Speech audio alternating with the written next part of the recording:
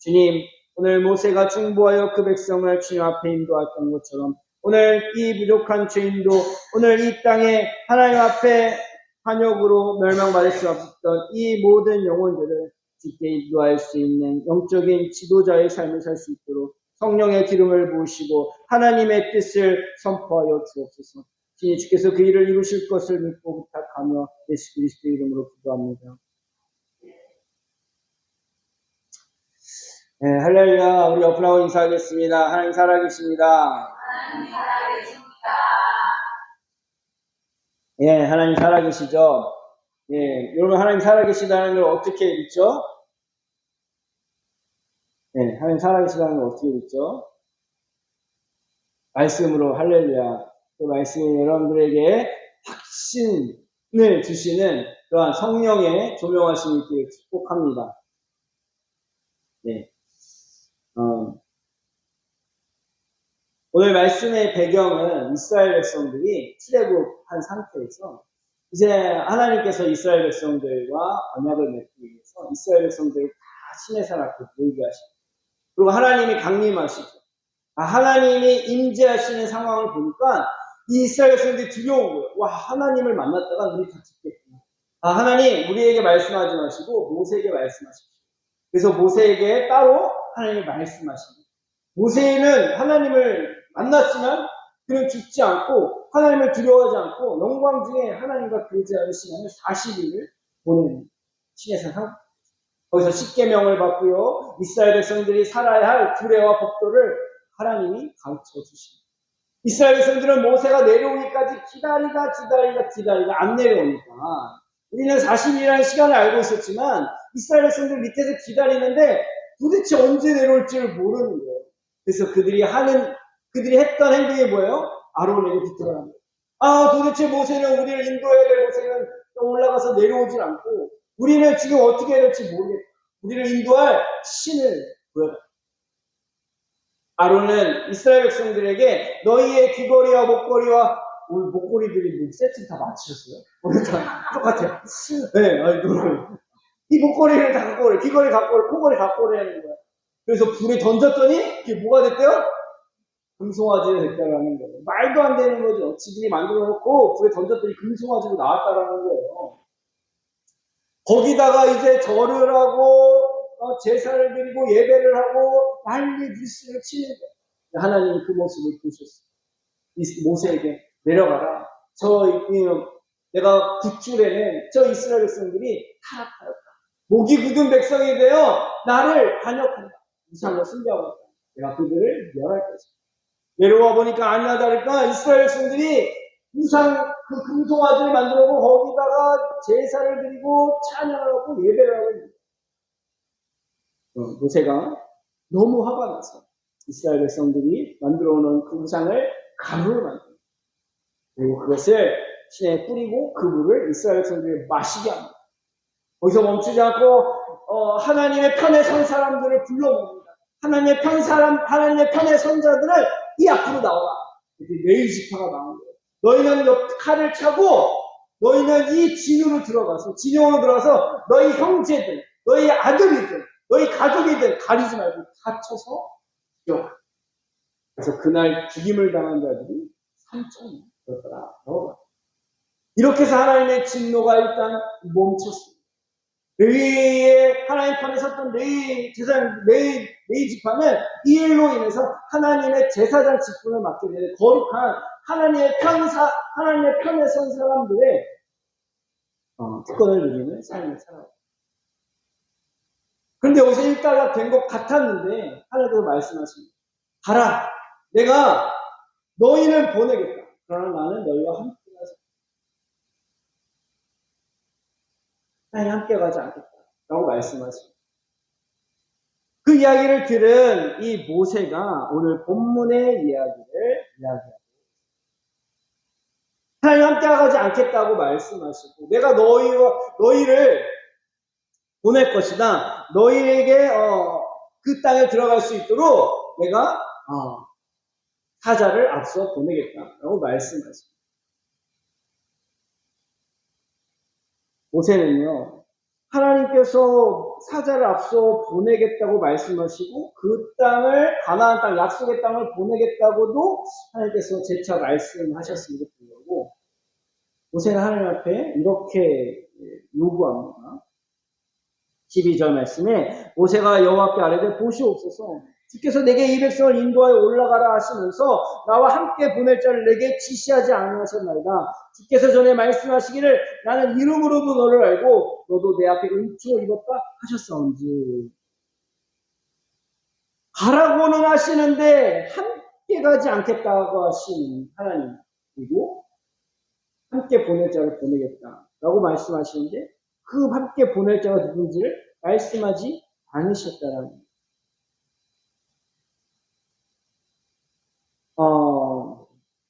여러분, 이 상황에서 모세가 구한 것은 다름이 아니라 하나님이 나와 함께 가지 않으시면 나는 아무것도 할 수 없는 그런 연약한 자임을 고백하고 있다는 사실입니다.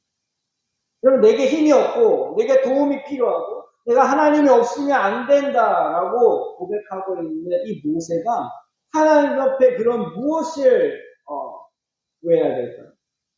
누구를 보낼지 그 보낼 자를 나에게 보여주십시오. 알려주십시오. 이름이라도 가르쳐 주십시오. 그 사람의 전화번호라도 주십시오. 라고 하나님 앞에 나를 도울 자를 알려달라고 지금 이 모세가 하나님 앞에 강구하고 있는 게 아니라는 거예요. 나를 이름으로도 알고 나를 누구보다 잘 알고 계시는 하나님. 여러분, 이름을 알았다라고 하는 것은 단순히 그냥 어느 동네 누구 그 사람을 알았다는 게 아니라 그 존재를 알고 있다는 거예요. 하나님이 지은 바 된 그 사람의 상태를 누구보다 안다는 거예요. 여러분, 여러분들의 자녀, 여러분들 누구보다 잘 알아요? 몰라요? 잘 알죠. 그 아이의 목소리만 들어도 얘가 지금 어떠한 상태인지를 가늠하시는 게 부모입니다. 바로 그 상태가 이름을 알았다라는 거예요. 하나님이 우리를 여러분 아시는데 우리의 이름을 아시는 분이죠. 우리의 존재, 우리의 모든 상황 형편을 아시는 하나님이신 것입니다. 그리고 그런 우리에게 은총을 입혀 주셨다라고 모세는 하나님 앞에 하나님이 나를 이렇게 생각하는 자임을 알고 고백하고 있습니다. 여러분, 하나님이 여러분들을 어떻게 알고 계십니까? 여러분들의 이름을 아시고 여러분들에게 은총을 내리신 분으로 믿고 그 믿음의 확신을 가지고 하나님 앞에 강구할 수 있는 그런 관계의 자리로 나아가기를 축복합니다. 때로는 우리가 하나님을 아는데 저 옆집 아저씨 내지는 그냥 저 어느 종교 중에 하나의 신 중에 하나 정도로 우리가 하나님을 너무 멀리 왜곡하여 알고 있다. 그런 분이 아니죠. 하나님은 나의 아버지시고 나의 모든 은혜를 베푸실 수 있는 능력을 갖고 계신 전능하신 하나님이신 줄 믿으시기 바랍니다. 모세는 그렇게 하나님 앞에 은혜를 입은 줄 믿고 강구하는데 그럼 무엇을 강구하였냐면 오늘 본문 중에 18절에 이스라엘 백성과 함께 가달라고 강구합니다. 하나님이 함께 해주셔야 된다고 강구합니다. 그러면 그런 강구 가운데 하나님 앞에 약속을 받아야 되는데 하나님께서 약속을 하나님 앞에 구하는 모세가 결정적으로 무슨 하나님 앞에 약속을 강구했냐면 18절에 모세가 이르되 원컨대 주의 영광을 내게 보이소서라는 강구를 합니다. 따라합시다. 주의 영광을 내게 보이소서. 그럼 이스라엘 백성과 함께 갈 때 이 모세에게 필요한 게 뭘까요? 지도력, 어떤 그 적군을 만났을 때 적군을 이길 수 있는 어떤 능력, 어떤 신적인 권능, 이스라엘 백성들이 말 안 들을 때 그냥 하늘에서 불을 내리게 하는 어떤 지팡이, 아니면 좀 자기를 도울 수 있는 어떠한 그러한 군대, 어떠한 그 지혜가 있는 사람, 아니면 이방 나라의 어떤 교류, 많은 것들을 하나님 앞에 요구할 수 있었을 겁니다. 이스라엘 백성들 가나안 땅으로 이끌고 그 땅에서 하나님 나라를 이루어가는 그 삶에 필요한 모든 걸 하나님 앞에 구할 수가 있었을 거예요. 마치 솔로몬이 하나님 앞에 1,000번째를 드리고 하나님 내가 너에게 무엇을 줄까라고 구할 때 그가 하나님 앞에 구할 수 있는 건 너무 많았어요. 어린 나이였기 때문에 나에게도 하나님의 군사력, 또 장수, 적을 이길 수 있는 힘, 금은 보화, 모든 걸 구할 수 있었지만 그는 하나님 앞에 지혜를 구했습니다.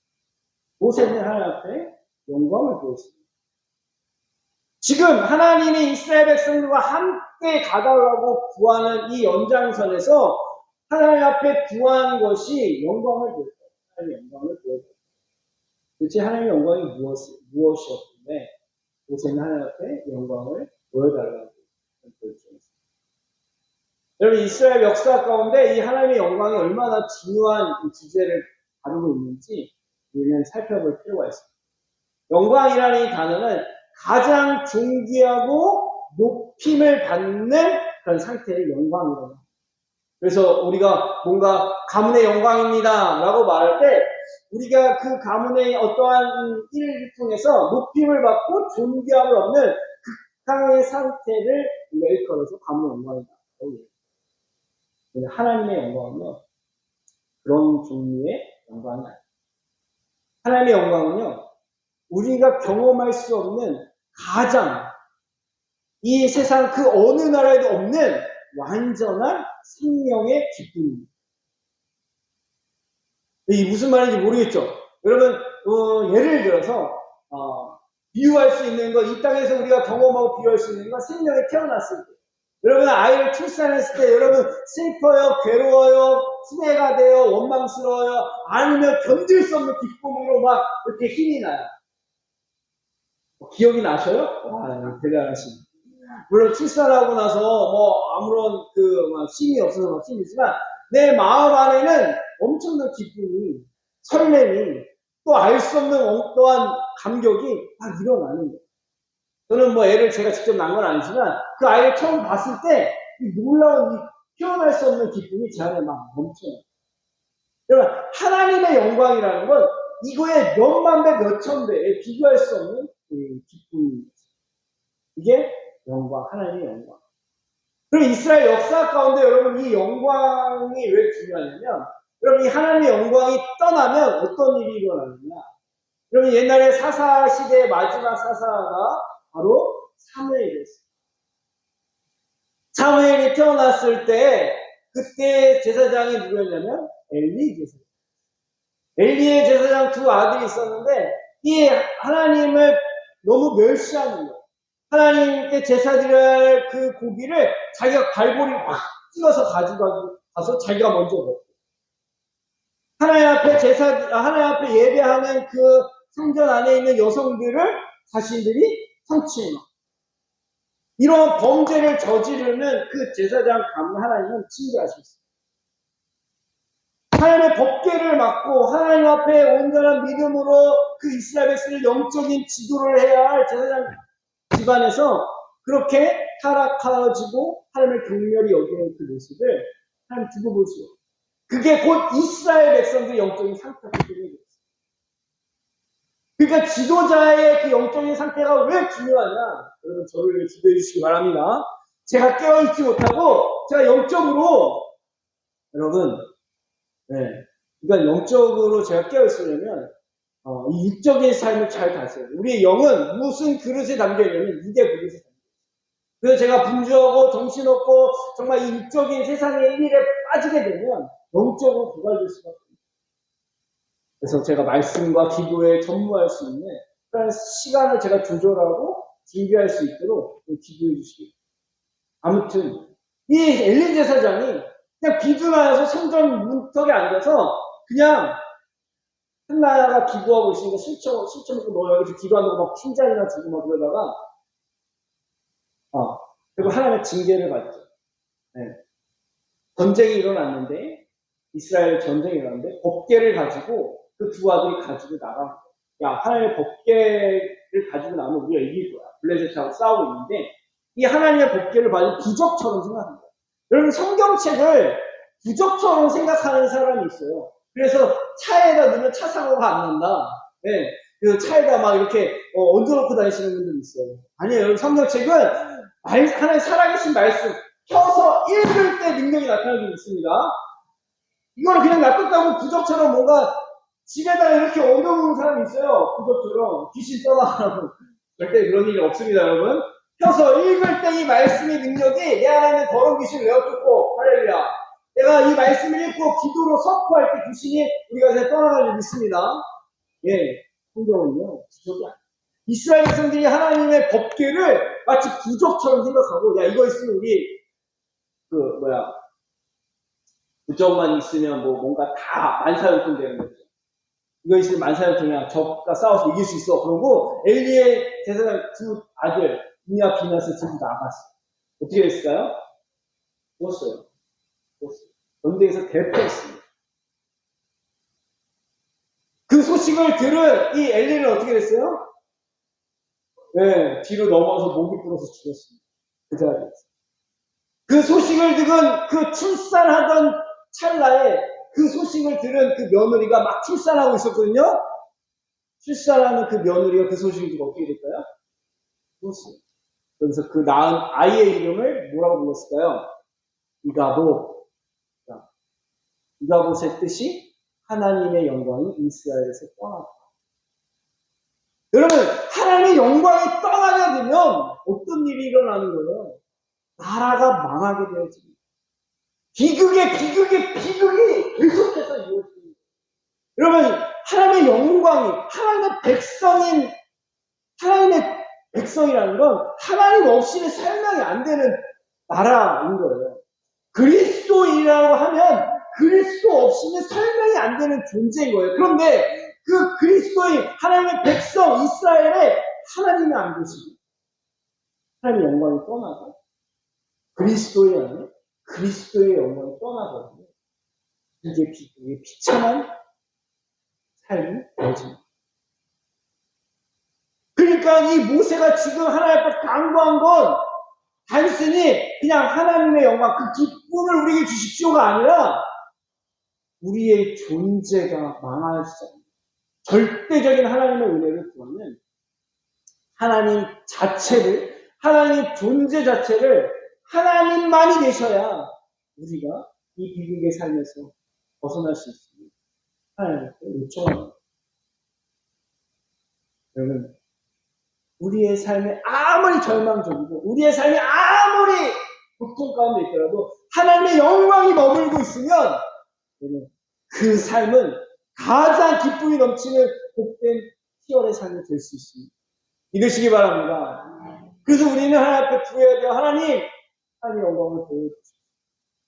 놀라운 것은 하나님의 영광을 구했더니 하나님이 무엇을 보여주셨냐면 하나님의 등짝을 보여주십니다. 등짝을 보여주십니다. 오늘 본문에 보면 이렇게 소개가 되어집니다. 33절. 자, 21절, 20절부터 또 이르시되 내가 내 얼굴을 보지 못하리니 나를 보고 살 자가 없음이라. 여호와께서 또 이르시되 보라 내 곁에 한 장수가 있으니 너는 그 반석 위에 서라. 내 영광이 지나갈 때 내가 너를 반석의 틈을 두고 내가 지나가도록 너를 덮었다가 손을 거두니 내가 내 등을 볼 것이요 얼굴은 보지 못하리. 아멘. 또 죄인된 인간이 하나님을 보는 순간 어떻게 돼요? 죽어요.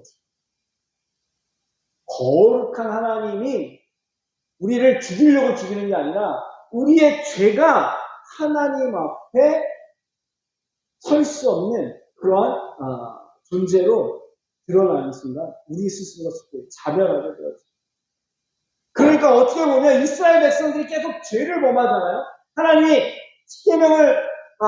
이스라엘 백성들을 구출해서 처음 그들을 시험합니다. 무엇으로 시험하면 너희가 안식일을 지키나 안 지키나 내 말을 듣나 안 듣나 시험하겠다고 만나를 주셔요.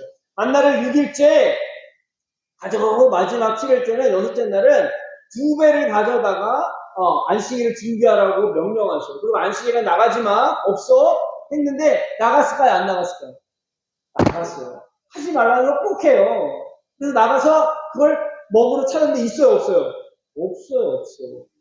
그리고 하나님이 모세에게 십계명을 주면서 우상을 숭배하지 마라, 절하지 마라 했는데 저 밑에서 뭐 하고 있어요? 우상 숭배하고 있어요. 이상하게 이스라엘 백성들이 하나님 말씀이 떨어지자마자 떨어지는 중에 그 잘못된 짓을 하고 있거든요. 여러분 자녀 키울 때 여러분들 경험해 봤을 거예요.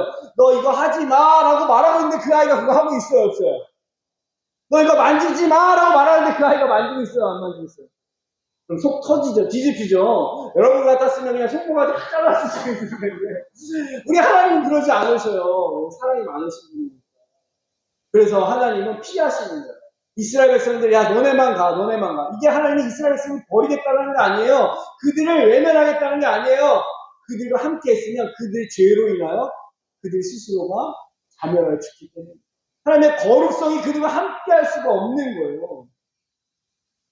하나님 그래서 그들과 떨어지시고. 그런데 모세는 안 거죠. 하나님의 영광이 떠나면 이래 준다 저래 준다 죽는 거 똑같다는 걸 알고 있었다는 거예요. 그래서 하나님께 영광을 드렸습니다. 그랬더니 하나님이 그 영광 가운데 영광으로 보여주셨는데 우리는 영광하면 뭔가 찬란한 빛이 임하고 뭔가 막 환한 뭔가 이렇게 아우라가 있고 이런 거 보일 거라 생각했는데 하나님이 그냥 등짝을 보여주시는 등짝을. 야, 봐, 이게 내 영광이야. 여러분 우리가 하나님의 영광이라고 생각할 때 네, 우리가 이 땅에서 다 하나님의 영광을 가늠할 수가 없습니다. 그냥 옆으로만 그냥 실루엣으로만 봐도 우리에게 엄청난 삶의 존재의 기쁨을 경험하게 해주실 수 있는 분이시라는 것을 우리는 믿어야 됩니다.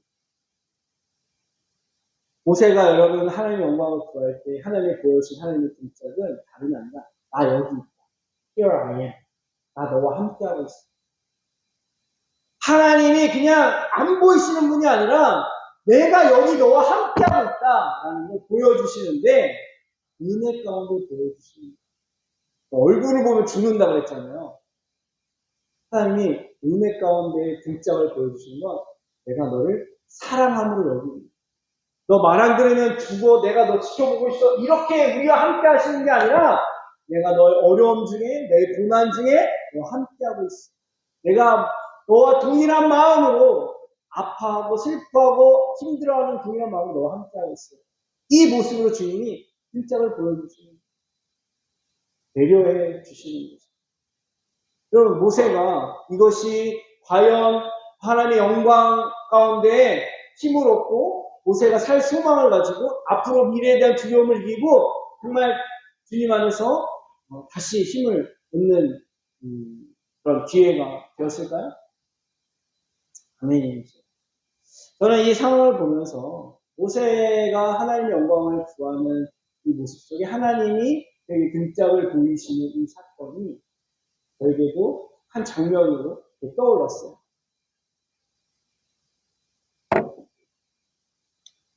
여러분 누군가로부터 버림받아질 때 얼마나 그 버림받는 대상은 두려움 가운데 정말 애절하게 나를 버리지 말라고 그 손을 붙잡고 모세가 마치 하나님 앞에 그 이스라엘 백성들이 버림받는 것 같은 그 두려움도 하나님을 붙잡는 그런 마음으로 하나님의 영광을 주었다는 겁니다. 그러면 여러분 이 버림받는 이 대상이 그 버림받지 않기 위하여 그 대상을 붙잡을 때 돈을 구할까요? 그 사람의 대상을 구할 때 그 사람의 배경 때문에 그 사람을 붙잡을까요?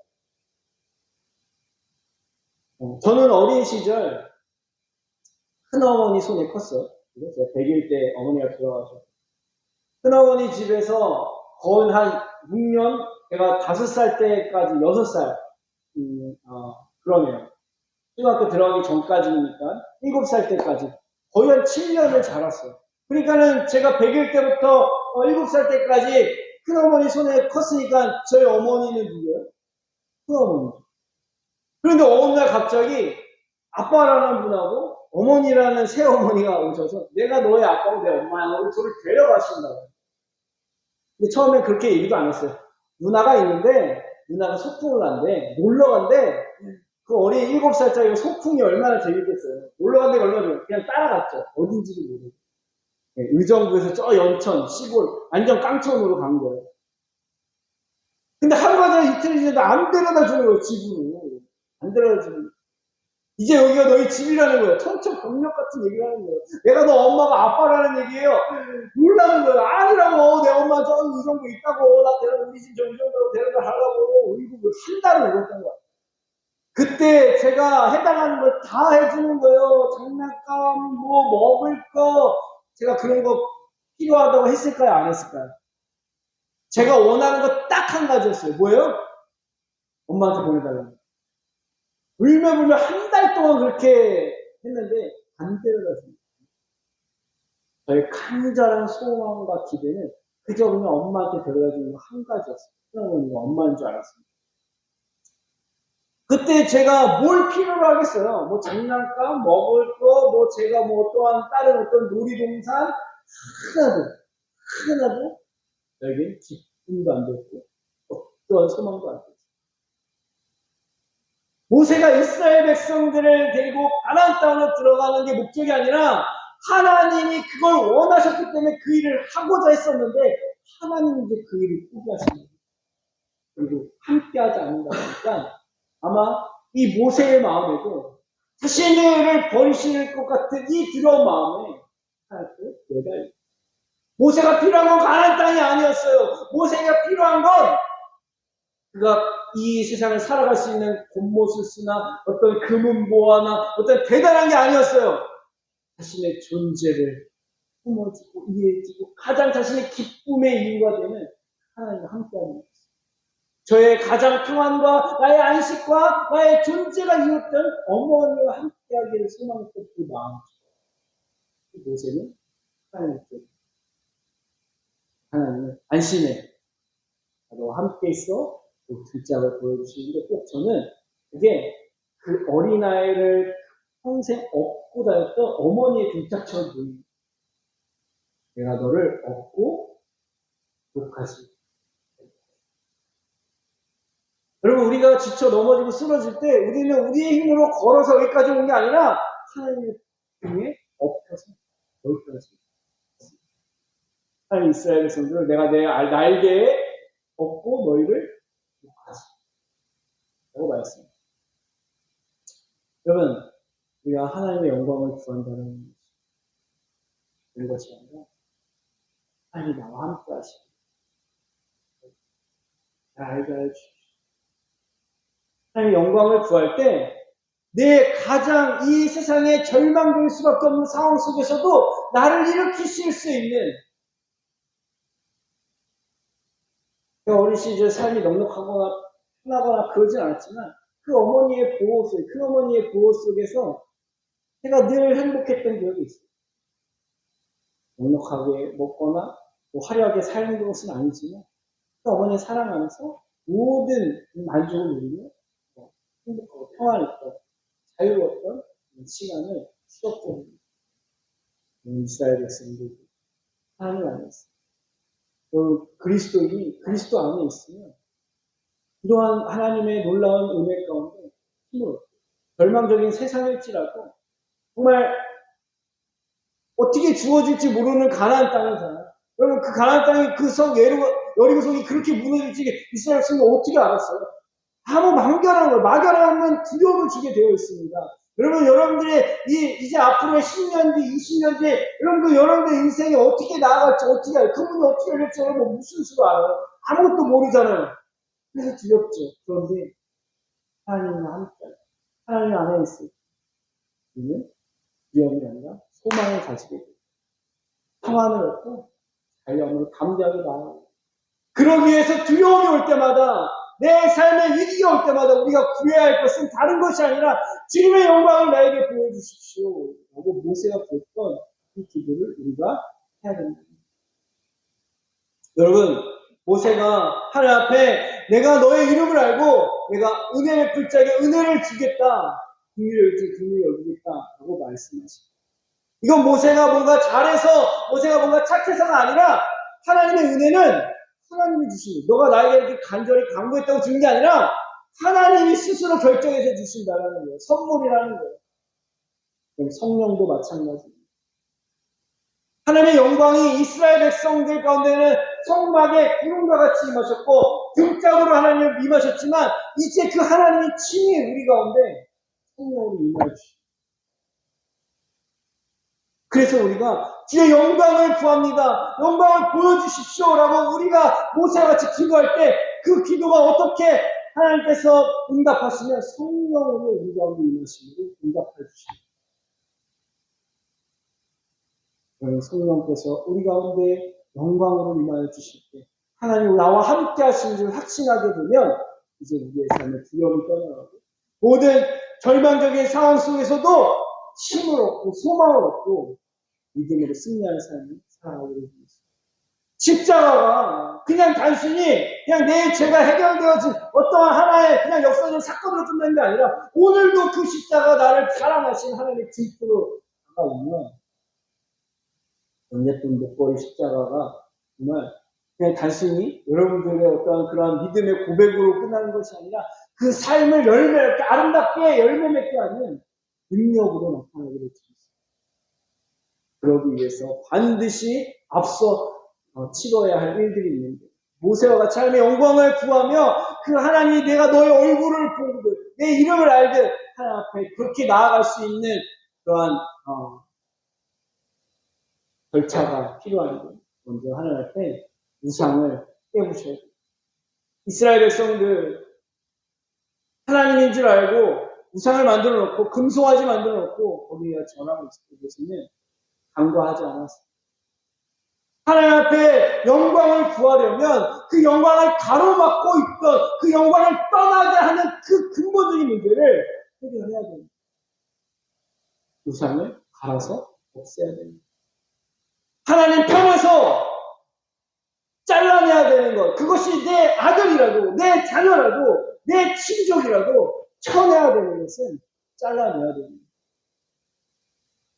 하나님의 영광이 떠나가는 것보다 더 비참한 것이 없다라는 걸 믿는다면 나에게 소중하게 여겨지고 내가 중요하게 여겨지고 있는 그 모든 것들이 하나님의 영광을 떠나게 하는 것이라면 잘라내야지 가루로 만들어요.